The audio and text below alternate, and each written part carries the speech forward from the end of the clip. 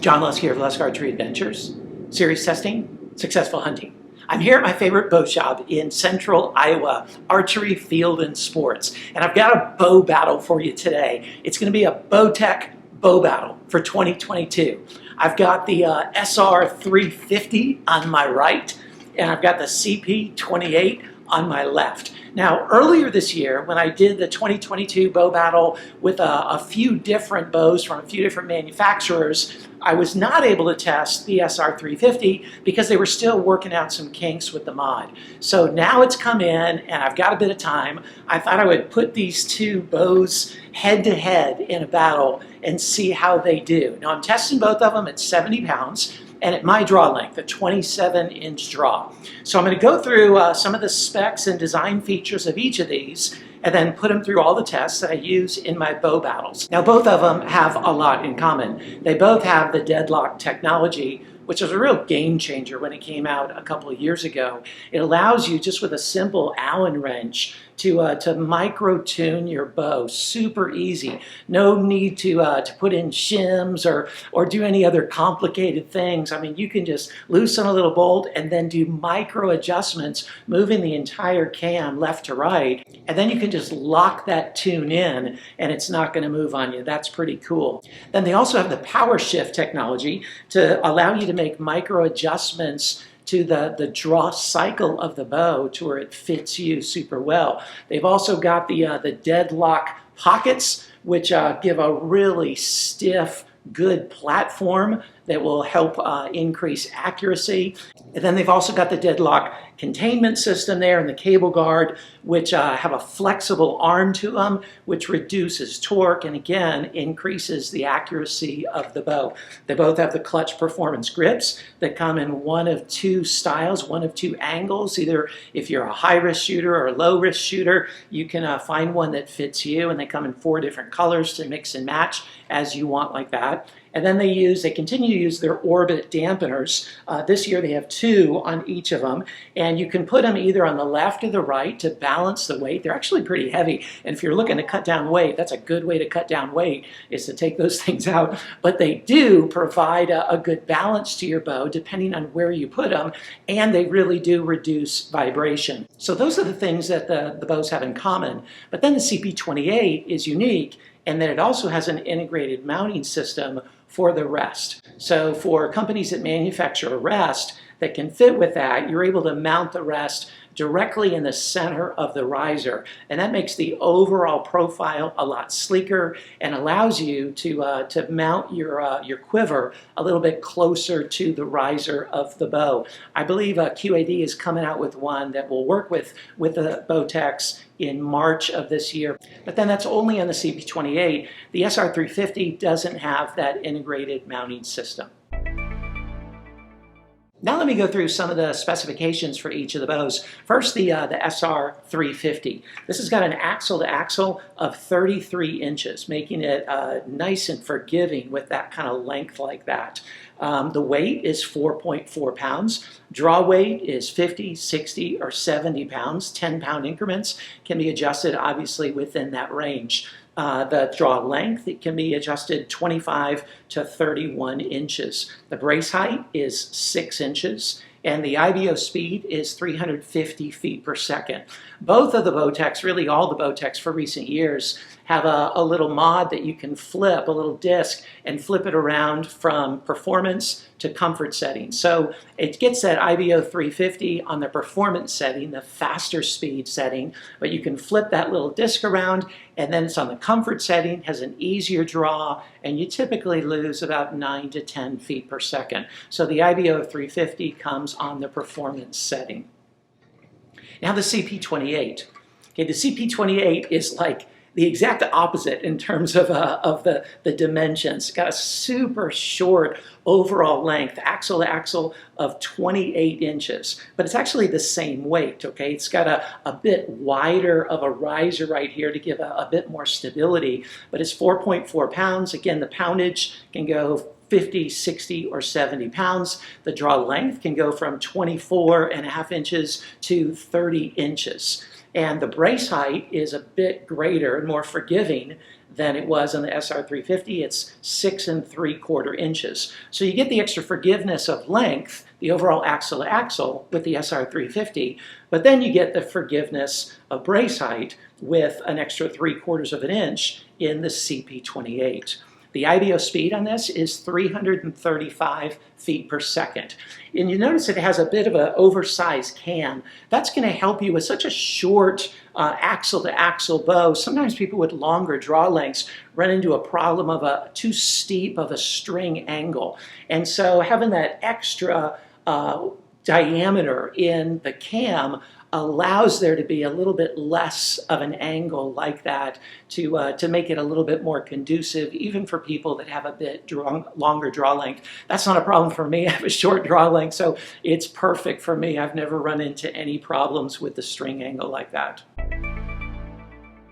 Okay, so now let me test out each of these bows and draw them back, see what the draw cycle feels like, what the back wall feels like, and what the shot feels like. So first we'll go with SR350. And then after holding the CP28, this thing feels huge. It's funny, but it's really not. It's actually, well balanced. It's just longer. Those extra 5 inches you really can feel, although the weights are the same. It feels really comfortable. It's a nice, bow. Pretty much every bow feels comfortable in my hand, to be honest. Let's see how it draws. Okay, it's a smooth draw, but man, it gets stiff at the end. Okay, you really feel it at the end. And it goes all the way to the very end, pretty stiff. Nice back wall. Nice hold. Oh, and as soon as you let it down, it goes. I mean, it doesn't like super jump away, but man, you give it a little bit less pressure and it's going to go away. Now, in a good way, that forces you to keep pressure on the back wall, which is nice, keeps you at full draw, but there's no room to kind of let down. Yeah, that's pretty stiff at the end. Ooh, that's a nice shot. Man, that's like no hand shock. Man, and with such a bare bow as well, that's really impressive in the vibration area. Okay, now the CP28. And man, after holding the 350, this feels like a toy. It's just so small and tight. I really like it. I mean, for my height and my draw length, this just fits so well. Same weight, because there is that extra bulk, that extra thickness in the riser. It'd be nice if it was a little bit lighter due to that shorter draw length, but still, it's not heavy.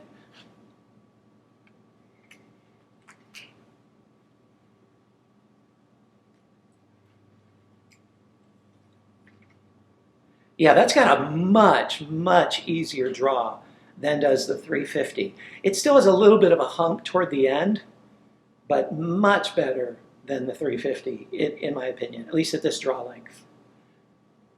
Nice, same back wall, it feels like. And the letdown, you got to kind of push in order to get it to let down. It doesn't just jump away or pull away. You got to kind of give it a little shove, and then it goes.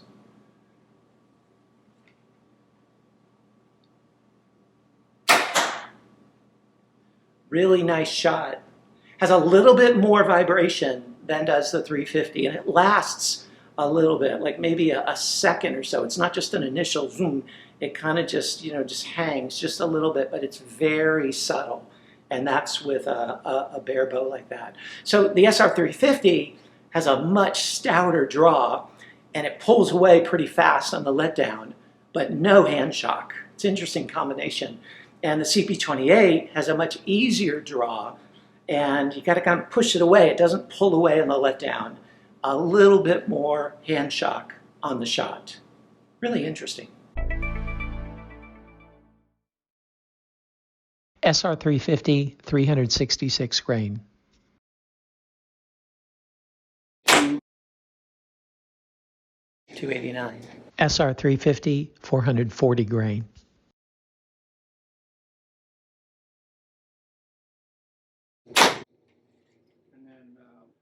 266. CP28, 366 grain.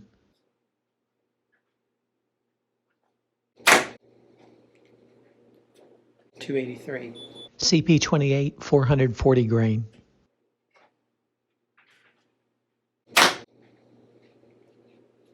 $263.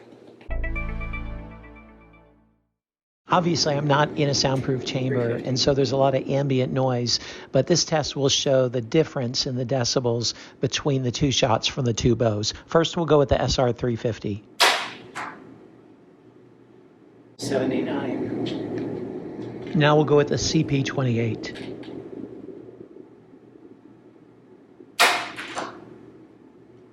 77.6. Okay, so who's the winner of this 2022 Bowtech bow battle? Man, there's great strengths in both of these bows. A lot I liked about both of these bows, especially the deadlock technology that both of them had. I like the long forgiving axle to axle of the 350. I like the speed, a little bit faster, about 6 feet per second faster in 350. And I like the less hand shock of the 350. Those were advantages to this.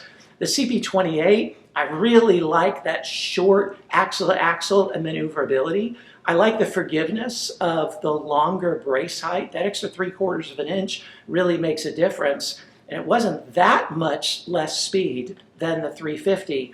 I like the draw and I like the letdown of the CP28 a lot more. And I like that integrated mounting system there for the rest. So for me, there's a clear winner. And this is just me and my personal preferences, my hunting style, my frame, and so forth. But it's the CP28. Okay, congratulations, Bowtech. Bowtech was going to win either way because it's just a Bowtech bow battle. But for me, it's clearly the CP28. I can imagine other people might like the 350. It might work better for you. But at my draw length, and again, for my purposes and so forth, the CP28 is a much better fit.